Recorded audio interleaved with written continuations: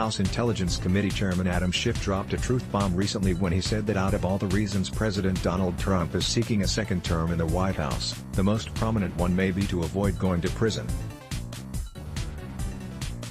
Trump's former lawyer and fixer Michael Cohen is being sent to prison for 3 years in a felony scheme that also features a co-conspirator who has not yet been indicted, referred to as Individual 1, who is now known to be none other than President Trump. If Individual 1 is indicted, then a prison sentence could accompany that. However, if Trump wins re-election, then the statute of limitations, 5 years, would run out during his second term, and Justice Department guidelines which preclude indicting a sitting president, thereby allowing Trump to avoid prosecution at all. I'm sure that it has occurred to the president that there is a prospect that he may be indicted when he leaves office. And the longer he stays in office, and if he is able to avoid the statute of limitations by remaining in office, that is a consideration that has not escaped him. The White House offered no response to Schiff's statement.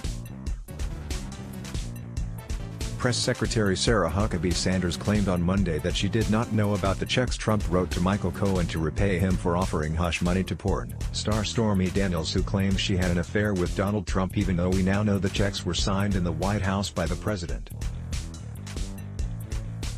Sanders had only the short statement, "I'm not aware of those specific checks," when pressed on the issue.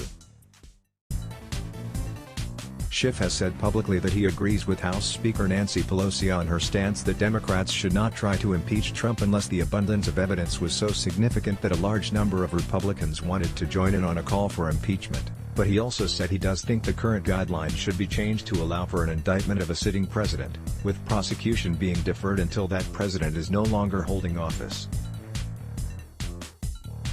He does not see a clear path to having Republicans join an agreement to impeach Trump, and said the following: "There is very little willingness to even acknowledge the impropriety, let alone illegality, by members of the GOP. The only thing worse than putting the country through the trauma of an impeachment is putting the country through the trauma of a failed impeachment."